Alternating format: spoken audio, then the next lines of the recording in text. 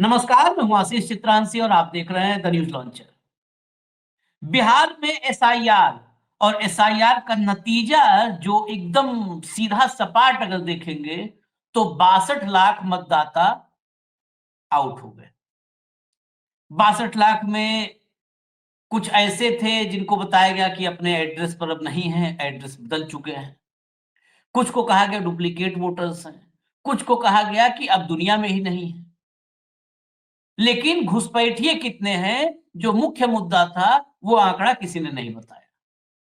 बंगाल में एसआईआर जब से शुरू हुई, तब से ये लोग अनुमान लगाने की कोशिश कर रहे हैं कि बंगाल में कितने मतदाताओं को गायब किया जाए। क्योंकि बिहार में एसआईआर की प्रक्रिया शुरू होने से पहले ही ज्ञानेश कुमार ने बता दिया था कि करीब 6% मतदाता कम हो जाएंगे। पहले ही उनको पूर्वानुमान था। उन्होंने मैपिंग कर ली थी, सैटेलाइट मैपिंग। और आखिरकार उतने ही मतदाता चुनावी प्रक्रिया से बाहर। बिहार के बाद अब जो बंगाल से खबर है, वो खबर आज की बड़ी खबर है। 14 लाख फॉर्म, जो एसआईआर के फॉर्म जो प्रपत्र भर के जमा करने होते हैं, 14 लाख फॉर्म ही लापता हो गए, गायब हो गए। वो फॉर्म अब तक कलेक्ट नहीं किए गए हैं और जो अफसर हैं, जिम्मेदार अफसर, वो कह रहे हैं कि अब ये कलेक्ट भी नहीं हो पाएंगे क्योंकि इनमें कुछ डुप्लीकेट हैं, कुछ मृत हैं और कुछ ने एड्रेस बदल दिया है, यानी अब उस पता पर, उस एड्रेस पर मिल ही नहीं रहे हैं। समझिए, उस एड्रेस पर नहीं मिल रहे हैं। सेम वही बिहार रिपीट।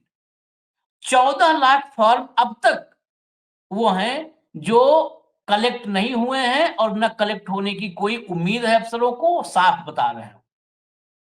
और आगे ये संख्या बढ़ेगी, यह भी कह रहे हैं। यानी अब बंगाल में भी मान लिया जाए कि 25-30 लाख मतदाता गायब होने वाले हैं। खैर, जब ये सारी प्रक्रिया चल रही है, उसी बीच में ममता बनर्जी और ज्ञानेश कुमार में बिल्कुल आर-पार की ठनी हुई है। डेरेक ओब्रायन ने चिट्ठी लिखी थी चुनाव आयोग को और कहा था कि हम 10 सांसद, ममता के 10 सांसद आपके पास आना चाहते हैं, आपके दफ्तर में। आपके दफ्तर में बैठेंगे और वहीं आपके साथ सवाल-जवाब करेंगे। जो हमारे मन में डाउट है, हम चाहेंगे कि आप क्लियर करें। चुनाव आयोग ने बहुत जबरदस्त लीपापोती करते हुए, लच्छेदार भाषा में भाषण लिखते हुए, जैसा आजकल लिखा जाता है आयोग में, उनको कहा कि आप आइए 28 तारीख को, हम 26 तारीख को चर्चा कर रहे हैं 48 घंटे बाद। 28 को आइए सुबह 11 बजे। 5 लोगों को लेके आइए। एक आप आइए डेरेक ओब्रायन साहब और 4 कोई और ले आइए। कोई भी सांसद नहीं, कोई 4 और, 5 लोग आइए। इस सूची के आने के बाद अभिषेक बनर्जी ने, मैं भाव को ला ही रहा हूं, बस एक लाइन बता दूं खबर जो है। अभिषेक बनर्जी ने कहा कि 10 लोगों को भी नहीं आप सामना कर सकते, 10 लोगों का भी, इतना डरपोक हैं आप लोग। आप ऐसा कीजिए कि 10 सांसदों को हमारे बिठाइए और सबसे बेहतर तरीका है कि लाइव टेलीकास्ट कर दीजिए पूरे देश के सामने। हमारे सवाल और आपके जवाब सब क्लियर हो जाएगा, पूरा देश सुन लेगा, पब्लिक सुन लेगी। और मुझे लगता है इससे बेहतर ज्ञानेश कुमार के लिए कुछ था भी नहीं, नीट एंड क्लीन बनने के लिए। हमेशा के लिए सबकी जुबान बंद कर देते कि देखो ये फर्जी सवाल पूछ रहे थे, हमने इनको जवाब देके संतुष्ट कर दिया। अब 5 का उन्होंने परमिशन दिया था, 5 के लिए, और सूची आ गई है ममता बनर्जी की 10 की। यानी दीदी भी अड़ी है, क्योंकि लड़ने का मादा है उसमें। 5 का परमिशन और 10 का नाम, और 10 जो है वो एक से एक धाकड़ हैं, जो संसद में मोदी और शाह को पानी पिला देते हैं। कल्याण बनर्जी, महुआ मोइत्रा, 10 में जितने बिल्कुल सॉलिड धाकड़ सांसद हैं, सब के सब हैं। लाइए भाव को लाइए, भाव को लाइए। भाव स्वागत है।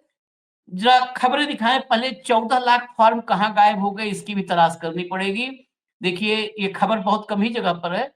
द हिंदू ने खबर लगाई ढंग से अंग्रेजी में, nearly 14 lakh SIR forms identified as uncollectable so far in West Bengal. ये कलेक्ट करने किए ही नहीं जा सकते हैं 14 लाख फॉर्म। आगे आइए। क्या बंगाल में भी बिहार की तरह कट जाएंगे लाखों वोट? अब तक कलेक्ट नहीं किए जा सके 14 लाख एसआईआर फॉर्म, और कलेक्ट नहीं किए जा सके में वो समझ लीजिएगा अनकलेक्टेबल हैं, ये कलेक्ट किए भी नहीं जा सकते हैं। ये 14 लाख फॉर्म गायब है। अब जरा उस खबर पे जो मैंने कहा था 10 वाला, under the guidance of Shrimati Mamata Banerjee and Shri Abhishek Banerjee, we have officially submitted the name of our 10-member delegation to the election commission. This delegation will present to ECI election commission our strong concerns regarding ongoing electoral irregularities and the urgent need to safeguard democratic rights.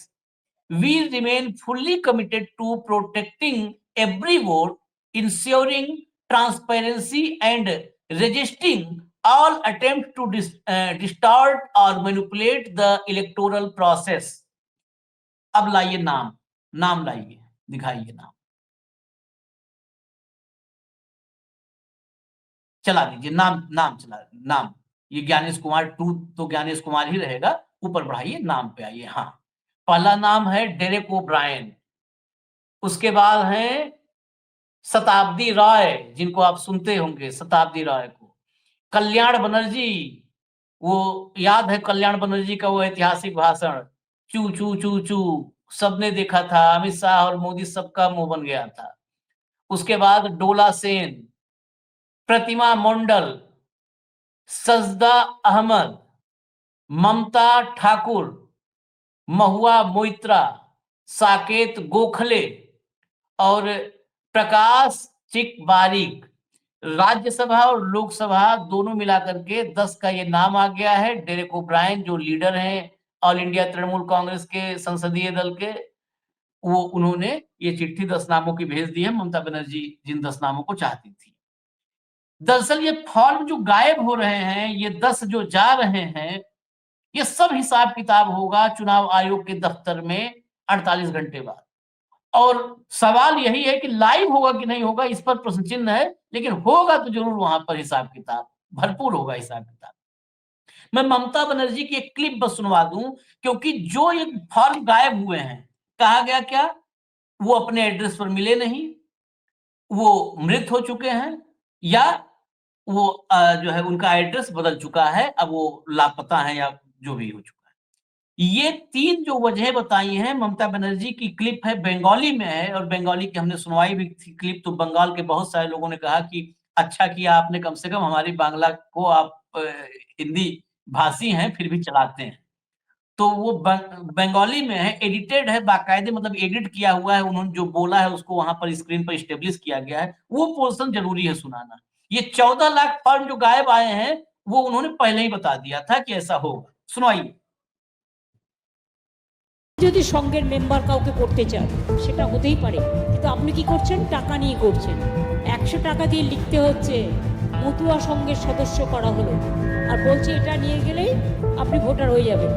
তাই election কমিশনের যে নির্দেশিকা আছে তাতে কোথাও লেখা আছে আপনাদের চিট করছে, প্রতারিত করছে, এর বড় শাস্তি কি লিখছে, eligibility certificate to whomsoever it may concern, this is to certify যে একজনের নাম দিয়ে his her previous nationality was Bangladesh, তাতে লিখে দিচ্ছে আপনি কিন্তু বাংলাদেশে ছিলেন। আজকের ডেটে যখন সার্টিফিকেটটা আপনি পাচ্ছেন 2025-এর নভেম্বর ডিসেম্বর মাসে, আপনাকে বাংলাদেশি প্রমাণ করে দিচ্ছে। এতে তো আপনাদের আরও ক্ষতি করছে। 2002 ম্যাপিং করছেন, সার্টিফিকেটটা দিচ্ছেন 2025 সালে, তার মানে আপনাদের প্রমাণ করে দিচ্ছে যে আপনারা বাংলাদেশি। ये मতুआ कौन बांग्लादेशी है, सारा कुछ इसमें था। खैर पहले इसी पर चर्चा कर ले। भाऊ 14 लाख फॉर्म गायब। बंगाल में ममता बनर्जी से ज्ञानेश कुमार का आयोग वाकई डरा हुआ है। आज हम एक खबर घंटे 1.5 घंटे के अंदर ब्रेक करेंगे, बहुत बड़ी खबर है। वाकई डरा हुआ है, क्योंकि जो करना चाहते हैं ममता के सामने हो नहीं पा रहा। 14 लाख फॉर्म तो गायब हो नहीं पा रहा है। अब यहां तक स्थिति है कि कभी भी राष्ट्रपति शासन की तरफ ये बढ़ सकते हैं। इसके कुछ एविडेंस हमारे पास आ रहे हैं, मैं लेके कार्यक्रम आऊँगा, लेकिन अभी मैं खाली हिंट कर रहा हूँ कि अब राष्ट्रपति शासन की तरफ बढ़ सकते हैं, क्योंकि ममता की सरकार रहते ये बिहार नहीं बना पाएँगे, ये महाराष्ट्र नहीं बना पाएँगे, हरियाणा नहीं बना पाएँगे। क्या 14 लाख फॉर्म गायब होना उसी की एक कड़ी है कि 14 लाख फॉर्म अनकलेक्टेबल? मैं मैं तो आशीष जी पहले से ही कह रहा था, बिहार में भी मैंने कहा था कि बिहार के मतदाताओं की शायद सूची पहले से तैयार है। उस हाँ। सूची को लीगलाइज करने के लिए एसआईआर का नौटंकी का मंचन हुआ। हाँ। ऐसी ही सूची एक तैयार होगी पश्चिम बंगाल की भी, और उसको जामा पहनाने के लिए ये नौटंकी होगी। इसी वजह से इनको पहले ही मालूम होता है कि 14 लाख फॉर्म नहीं होंगे, 15 लाख फॉर्म नहीं होंगे। अब मेरे गांव के एक लड़की की मैं थोड़ी सी एक आपको 30 सेकंड में कहानी सुनाता हूँ। मेरे गांव में एक लड़का था, जानिश कुमार, मैथमेटिक्स में बड़ा तेज था। तो किसी ने, हम सब पेड़ के नीचे बच्चे खेल रहे थे, तो किसी ने कहा, जानेश तुम बता सकते हो इस पेड़ पे कितने पंछी बैठे हैं? ज्ञानेश ने पेड़ की तरफ देखा, बोला 1892, एक झटके में। बोला गिन ले, बोले गिन लो। बोले ज्यादा हो गए तो? बोले पड़ोस के गांव से आए होंगे मिलने। और कम पड़ गए तो बोले इस गांव के लोग गए होंगे, इस गांव के पंछी गए होंगे पड़ोस के गांव में मिलने। लेकिन आंकड़ा 8692 ही है। ज्ञानेश कुमार जी का कुछ ऐसा ही है। 14 लाख का आंकड़ा फिक्स है। या तो मरे होंगे, या घुसपैठिए होंगे, या घर छोड़ के चले गए होंगे, या दूसरे राज्य में शिफ्ट हो गए होंगे। आंकड़ा फिक्स है। यही आंकड़ा बिहार में फिक्स था। और ये इनविजिबल रिगिंग जो हुआ, एसआईआर स्पेशल इनविजिबल रिगिंग, उसमें 202 में से 128 सीटें दिलवाई। जब इतना इंटेंसिव काम होता है तो फिर मतदाता वापस क्यों जाते मतदान केंद्र से? उनके नाम क्यों नहीं होते? कैसे छूट जाते? एसआईआर का मकसद क्या बताया जाता है सर्वोच्च न्यायालय में? एसआईआर का मकसद बताया जाता है कि एक भी मतदाता ना छूटे। फिर ये जो छूटे कौन थे?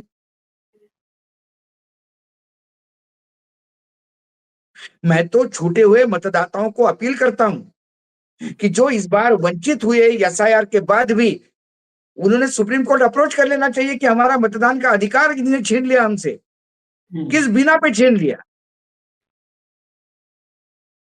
14 लाख फॉर्म कहां गायब है?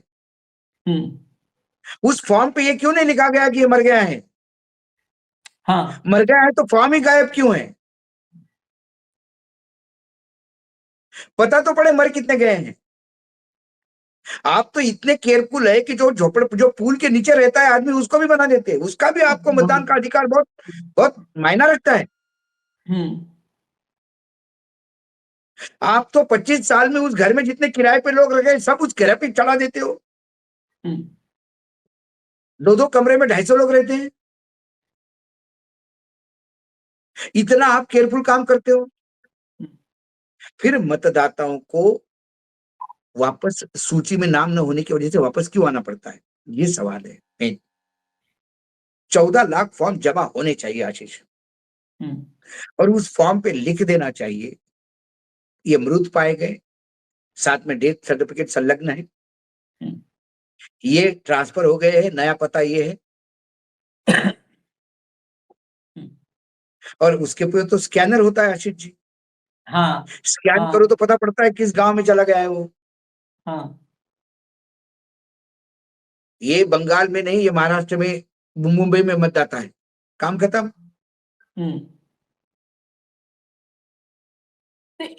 फिर वो 14 लाख फॉर्म, मतलब जो जो चला गया उसका फॉर्म नहीं जमा होगा। क्यों नहीं होगा? उस फॉर्म में भी जमा होना चाहिए। जैसा इनकम टैक्स रिटर्न क्या होता है, आपका इनकम होना हो, आप इनकम टैक्स रिटर्न भरते हो कि नहीं? फाइल करिए। हाँ। असेसमेंट होना चाहिए। चाहे आप इनकम जीरो हो, आपका जीरो पे सबमिट करो। तो ये फॉर्म जमा हो जाना चाहिए। हम्म, अशोक वानखड़े मृत पाए गए, इसलिए उनका नाम काटा। कल अशोक वानखड़े यदि जाता है कोर्ट तो चुनाव आयोग कह सकता है कि आपका फॉर्म ये मृत पाया गया, बीएलओ आया था, आपके हम्म, पत्नी ने बोल दिया कि वो नहीं रहे। बीएलओ सोर्स तो बताएगा ना मृत का, हम्म। कि बीएलओ संजय जैसी दिव्य दृष्टि पाया हुआ है। गणेश कुमार को तो दिव्य दृष्टि है, वो तो पहले ही बता देते क्या है। बीएलओ बता तो दे कि इसको ट्रांसफर हुआ किसने, मतलब कोई घर पे नहीं मिला इसका मतलब मर गया, ट्रांसफर हो गया, आपके मन से लिख दो गया।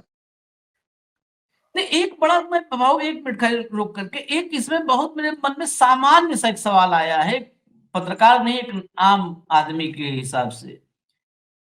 ये बताइए, जैसे लापता हैं जो लोग, मतलब अब उस एड्रेस पे नहीं है, जो मर गए हैं, फॉर्म उनका किसको दिया बीएलओ ने? क्योंकि फॉर्म तो बीएलओ बांटने जाते हैं ना। वो हाँ, फॉर्म किसको दिया? भूत को दिया, प्रेत को दिया, पीपल के पेड़ ये पे बात टांग भी। दिया? क्या किया?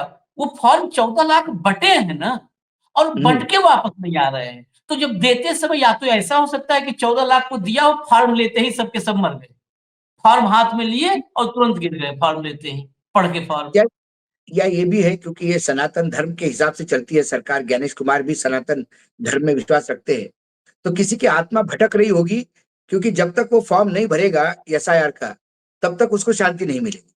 तो हो सकता है आत्मा ने आके फॉर्म ले लिया हो। मतलब मोदी है तो ये मुमकिन है। ये कितना सामान्य, ये नहीं, ये मतलब मैं बहुत तो बड़ा सवाल है। जानना चाहता जो हूँ। मर गए, हाँ, हाँ।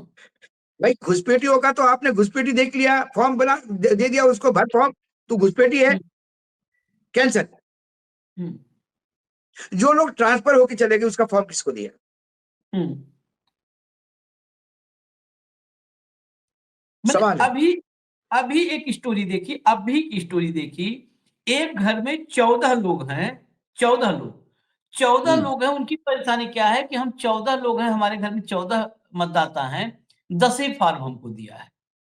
14 के परिवार में 10 ही फॉर्म दिया है। वहां पे तो 4 और जाते तो 4 और भर के वापस आते। फिर ये सवाल, फिर वही सवाल है कि जहां पर इंसान खड़ा है, मतदाता खड़ा है, वहां पर तो कम फॉर्म जा रहे हैं। ये 14 लाख फॉर्म बांटा किसको, यह भी बताया जाना चाहिए हाँ, कि बांटा ये किसको। भी। आपने यदि स्वप्निल श्रीवास्तव के साथ हुआ कन्वर्सेशन यदि हाँ, ठीक से सुना, तो हाँ, उसमें बीएलओ कहती है कि एक ही घर में तीन तीन बीएलओ जा रहे हैं। हाँ, हाँ, मतलब एक घर के मतदाता तीन बीएलओ के पास अलग अलग है। हाँ, ये कैसा हो सकता है? हम्म, वो महिला कहती है, बोले आपको यही आना पड़ेगा, हम बीएलओ जाके क्या करेंगे, एक घर में तीन तीन बीएलओ के मतदाता है। तीन बीएलओ हम्म, के मतदाता एक घर में कैसे हो सकते हैं? एक बेडरूम एक बूथ सेंटर पे है, दूसरा बेडरूम और ड्राइंग रूम किसी और सेंटर पे है क्या? हम्म, ये गड़बड़ जाना क्या है? फॉर्म हर आदमी का जमा होना चाहिए, चाहे मृत हो। वो दिखा देगा कि पूछने पे मृत पाया गया, इस समय उसकी मृत्यु हुई, डेट डालनी चाहिए। और यदि जिंदा आदमी को 10 सबूत देने पड़ते हैं तो मृत आदमी के लिए भी सर्टिफिकेट बीएलओ को जोड़ना होगा, हम्म, डेथ सर्टिफिकेट लगाना होगा। तभी तो पता पड़ेगा कि मृत है कि नहीं है। हम्म, किसी ने कह हम्म, दिया हाँ नहीं है मतलब मर गए। शुद्ध रूप से आशीष कुछ नहीं होता, जो किया जा रहा है मैं बता रहा हूं आपको। ये बेसिकली माइक्रो लेवल पे ये काम, जो ममता दीदी ने पहला आरोप लगाया था आज से 3 महीने पहले, हम्म, कि मतदाता सूची डिजिटल कुछ लोगों के पास पहुंच जाती है, हम्म, वो जीरो डाउन करते हैं मतदाताओं पे, मोहल्ले के मोहल्ले, हम्म, और फिर उस मोहल्लों को टारगेट करता है कि इनके मतदान सूची से निकालना।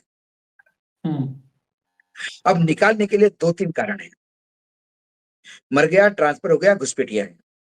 हम्म, तीनों में से अटेंडम लगा देते हैं, मर गया ट्रांसफर, घुसपैठी मर गया ट्रांसफर, घुसपैठी घुसपैठी घुसपैठी मर गया ट्रांसफर। लिखना ही तो है। हम्म। ये उस मतदाता को बताना होगा कि वो जीवित है।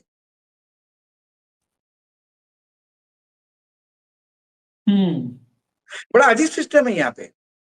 नहीं, नहीं, ये एसआईआर क्या कहें, एसआईआर दर्दनाक भी हो चुका है। एसआईआर में जो फर्जीवाड़ा हो रहा है वो तो है ही है, दर्दनाक भी एक हो और चुका है। आशीष जी, हुँ, एक नेता ने, बुजुर्ग हुँ, नेता ने, हुँ, मैं आज मुंबई में आया हूँ एक कार्यक्रम के सिलसिले में। आज एयरपोर्ट पे क्योंकि फ्लाइट लेट थी, तो एक बहुत बुजुर्ग नेता जो रिटायर्ड हो चुका है राजनीति से, हुँ, उसने मुझे एक आशंका जताई और मुझे आज लगता है कि मैं आपसे आज शेयर करूं इसको। हुँ, उन्होंने कहा कि पूरे देश में एसआईआर क्यों हो रही, कभी इस पे आपका ख्याल गया क्या? हुँ, मैंने बोला मैं समझा नहीं। हुँ, पूरे बिहार में एसआईआर हुई, उसका रिजल्ट देख लिया ना आपने? हुँ, हुँ। पूरे देश में एसआईआर करके कहीं मध्यवर्ती चुनाव तो अनाउंस नहीं करेंगे? हाँ, ये संदेह है लोगों को। और फिर क्योंकि 500 सीट। एग्जैक्टली एग्जैक्टली 2029 का कौन इंतजार करेगा? हुँ, यदि एसआईआर पूरे देश की कर ली हुँ, और फिर लोकसभा के चुनाव करवा के बैसाखियों पे भी नहीं लोगे 400 सीटों के साथ, और उसके बाद धर्म संसद का दिया हुआ धर्म संविधान लागू, one nation one leader, one nation one one leader, nation बाकी वन कुछ लीडर। तो नहीं। बस बस। ये उसने कहा कि आप इस एंगल पे अशोक जी सोचिए। मुझे इसमें ज्यादा डर लग रहा है बड़ा, जिस जल्दीबाजी में हो रहा है। समय ही नहीं मिल रहा है विपक्ष को। इधर छुपाने जाओ तो उधर फट जाता है, उधर हाथ लगाने जाओ तो इधर पानी रिसने लगता है। पूरे विपक्ष को उलझा दिया इसमें। हाँ, मेन ये इसमें और एक साथ एक मोडस चलाने का। ऑपरेंडी उसने और बताई। हुँ, बोले जो बार बार सर्वोच्च न्यायालय जाता है, ये सर्वोच्च न्यायालय जाना आप लोगों मतलब विपक्ष का, सिविल हुँ, सोसाइटी का, ये चुनाव आयोग के लिए और सत्ता पक्ष के लिए बहुत अच्छा साबित हो रहा है, हुँ, क्योंकि इनके सारे कुकर्म एंडोर्स भी हो रहे हैं चुनाव आयोग से, हाँ, वाह, हाँ, न्यायपालिका तो से। बिल्कुल, तो फिर तो बोलने हाँ, के लिए भी नहीं रहता। अब वो बोलते तो हुँ, न्यायपालिका भी कह रही है कि सही है, हुँ, फालतू चिल्ला रहे हो। तो बोले जो परसेप्शन आप बनाने का प्रयास कर रहे हैं वो भी नहीं बनने दे रहा है। हुँ, तो नहीं, मुझे नहीं, किसी ने अडानी जी का किस्सा सुनाया था। हुँ, हुँ, एक आदमी अडानी जी के खिलाफ खूब लिखता था, पत्रकार, हुँ, वो कांडला पोर्ट पे। हुँ, फिर वो सुप्रीम तो एक केस में सुप्रीम कोर्ट तक लड़ा हुँ, और सुप्रीम कोर्ट में बुरी तरह से हार गया। बाद में वो हुँ, अडानी जी के यही काम करने लगा। हुँ, तो मुझे एक गुजराती नेता ने कहा कि ये बहुत पुरानी स्ट्रेटेजी है, हुँ, अपने ही लोगों द्वारा सुप्रीम कोर्ट तक जाओ, अपने फेवर में डिसीजन करवा लो, ताकि इसके बाद कोई लिख ही नहीं पाएगा उस पर, इश्यू हुँ, खत्म करो। हुँ, एक बार इनकम टैक्स की रेड होगी तो 3 साल तक फिर ये रेड होती नहीं, हुँ, तो खुद ही इनकम टैक्स को पैसे देके रेड करवा दो, अपने बुक को ठीक करवा लो। रेड करी, कुछ मिला नहीं, एक 5 लाख की पेनाल्टी लगवा दी, हो गया रेड हो गया, 3 साल के लिए आप मुक्त। हुँ, तो ये जो स्ट्रेटेजीज है, इसको कई एंगल से देखना पड़ता है।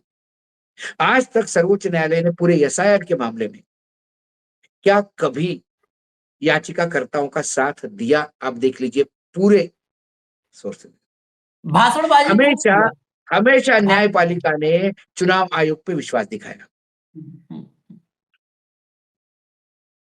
इ इसीलिए लोग कहते हैं राहुल गांधी प्रेस कॉन्फ्रेंस क्यों करता है, न्यायपालिका चले जाए, हुँ, इसीलिए कहा जाता है। हाँ, वहाँ जाओगे उसके बाद वहाँ पर हो जाएगा कि राहुल गांधी के आरोप सब फर्जी हैं, चुनाव आयोग सही है, फिर उसके बाद राहुल सही, गांधी क्या करेगा फिर क्या क्या करें? करेगा? इसीलिए कहते हैं चलो अदालत चलते हैं। इसमें एक चीज़ और जो वो बात कहे वो बात में बहुत दम है, उसमें एक चीज़ और भी जोड़ना चाहिए कि एक साथ पूरे देश में करवाना और इतनी जल्दी में करवाना। करो। 1 महीना कौन-सी जल्दी है? उत्तर प्रदेश में आप बताओ 1 महीने में इतना बड़ा राज्य 25 करोड़ 24 करोड़ की आबादी, अरे 1 बाबा, महीने में क्यों क्या आफत है? उत्तर प्रदेश में आप अभी कर रहे हो। हुँ। उत्तर प्रदेश में 27 में चुनाव है। 27 में चुनाव। 27 तक फिर इसको रिविजन करनी पड़ेगी, फिर 27 तक कुछ लोग मरेंगे, कुछ लोग ट्रांसफर होंगे, कुछ लोग नए मतदाता होंगे। मतलब लोग मर जा रहे हैं, बीएलओ प्रेशर में मर रहे हैं, क्या हालत बदतर बनी हुई है। लेकिन 1 महीने में, 1 महीने बस जल्दी कर दो, तुरंत करो, फटाफट करो, क्योंकि ये हड़बड़ी इसलिए कि 1 महीने में जब तक लोग समझें, जब तक बस विपक्ष बस समझेगा जाए, तब तक खेल खत्म तब तक खेल हो चुका होता है। हो गया। 4 दिसंबर खत्म, 4 दिसंबर खत्म खेल। ये है, मैं आपको एक नमूना दिखा देता हूँ खाली। ये तो जो होना है वो होगा ही, और ये वन कंट्री वन लीडर तो होते हुए दिख होके रहा है। रहेंगे, होके और रहेंगे। बंगाल का भी नतीजा वही डिजाइनर आने वाला है। एक देखिए, मैं यूपी, बंगाल से यूपी आ रहा हूँ, इसे खत्म करूंगा। जब डीएम गाजियाबाद का एक ट्वीट दिखाइएगा, डीएम गाजियाबाद, ये ट्वीट देखिए 24 तारीख का है। 24 को डीएम गाजियाबाद ने लिखा, महत्वपूर्ण सूचना, दिनांक 25/11/2025 को बीएलओ द्वारा अपने मतदेय स्थलों पर बैठकर निर्वाचकों से गणना प्रपत्र एकत्रित किए जाएंगे। अपने मतदेय स्थलों पर बैठकर अपना गणना प्रपत्र भरकर अपने मतदेय स्थल पर बैठे बीएलओ को जरूर दें। यदि आपके द्वारा अपना गणना प्रपत्र बीएलओ को नहीं दिया जाएगा तो आपका नाम ड्राफ्ट रोल में आने से छूट जाएगा। बीएलओ बार बार आपके घर पर आ रहे हैं या बूथ पर बैठ रहे हैं, अपने परिवार के सभी सदस्यों का फॉर्म एक बार में ही बीएलओ को दे दें। बीएलओ का सम्मान करें, एसआईआर का हिस्सा बने। निवेदक जिला निर्वाचन अधिकारी गाजियाबाद। सम्मान लोग करें और आप लोग उनके मौत पर आंसू भी न बहाओ। लेकिन इस ट्वीट को गंभीरता से हमारे एक पत्रकार साथी ने लिया, जो विदेश मामलों के बहुत अच्छे पत्रकार हैं, उमाशंकर सिंह। ये गाजियाबाद में इनका निवास है। इन्होंने उस ट्वीट पर रिप्लाई किया, आदरणीय डीएम गाजियाबाद, मतदेय स्थल से आपका तात्पर्य क्या है? बूथ जहां वोटर मतदान करते हैं? अगर ये है तो बूथ वाली जगह पर चेक कराया, कोई बीएलओ नहीं मिला। अगर आपका तात्पर्य कुछ और है तो साफ करें, वहां भी बीएलओ को ढूंढने की कोशिश करेंगे। शुक्रिया। देखिए कितनी मुसीबत है। जिला निर्वाचन अधिकारी जो डीएम ही होता है, जिला निर्वाचन अधिकारी ही अबूझ बता रहा है मतदेय स्थल पर। ये मतदेय स्थल क्या है? आप वो तो चुनाव आपने बनता है मतदेय स्थल। आपने एक बात कही थी, भय और भ्रम, हाँ। यही यूएसपी है इस सिस्टम का। तो हम्म, ये भ्रम है, हम्म, और हमारे पत्रकार मित्र का भय है कि उनका नाम नहीं उसमें से डिलीट हो जाए। हाँ, हाँ। वो जाके बेचारे जहां पर पोलिंग स्टेशन बना था पिछले चुनाव में, हाँ, वहां जाके चेक कराए कि मतदेय स्थल लिखा है तो मतदेय स्थल, और क्या होगा, यही बूथ ही होगा। वहां जाके चेक कराए, वहां पे कोई नहीं था, कुकुर पसरे हुए थे वहां। भ्रम भ्रम बेचारे लोग। देखो, भ्रम भ्रम और भय का बेहतरीन उदाहरण है ये। डीएम साहब को ट्रेनिंग लेना चाहिए नोएडा में आकर कुछ दिन। नहीं नहीं, यहाँ वीएल साहब वेल यहाँ ट्रेंड है। हम्म, आशीष जी, वीएल साहब बहुत ट्रेंड है, हम्म। तभी तो इतना भ्रम फैला रहे हैं। ये बात है। हाँ, चलिए खैर, अब जो होना है वो होना है भाई। दशरथ जी सपने माँ के कुछ बता के गए हैं साहेब को, तो दशरथ जी ने जो बताया होगा वो करना पड़ेगा सब। दशरथ जी बिल्कुल। बताए हैं, राम जी बताए हैं, सपने में सब भगवान आए हैं, लेकिन आंखों में आंसू नहीं है। रोज मर रहे हैं लोग, रोज मर रहे हैं रोज, कोई नहीं, एक मैसेज नहीं। सबसे सबसे शर्मनाक बात यह है कि इस देश का प्रधानमंत्री राहुल, अखिलेश, मैं बार बार कर रहा हूँ ये बात, राहुल अखिलेश सबने बड़े बड़े मैसेज लिख डाले कि आप लोग जान मत दीजिए, आप लोग नौकरी मत छोड़िए, आप लोग ठीक है, जो मुश्किल वक्त है उसको उससे लड़िए। इस देश मुझे का बताइए, प्रधानमंत्री मौकों पर मौतों पर प्रधान एक बात नहीं बोला कि प्रधानमंत्री मैं जी कैसे, पीएलओ के साथ आशीष हूं। जी कैसी अपेक्षा रखते हैं आप? जब किसान मरने पे प्रधानमंत्री जी ने कहा था मेरे लिए मरे क्या, तो कल कहेंगे बीएलओ मेरे लिए मरे क्या? अरे वो तो सरकारी कर्मचारी है, तुम्हें ड्यूटी में डाल लगा करके मार डाल रहे हो। अरे बाबा, वो सरकारी कर्मचारी है, मरना उनकी नियत है। भगवान गीता में क्या कहा, निमित्त है मात्र ज्ञानेश कुमार। मोक्ष ज्ञानेश दिलवा रहे कुमार होंगे। निमित्त है, उनकी मौत तय है। चलिए फिर इजाजत दीजिए, स्थिति ऐसे ही है। हालांकि आज खबर कुछ ठीक नहीं है बंगाल से, मैं उस पे जल्द ही अभी आता हूँ। धन्यवाद भाऊ, बहुत-बहुत धन्यवाद। नमस्कार। नमस्कार।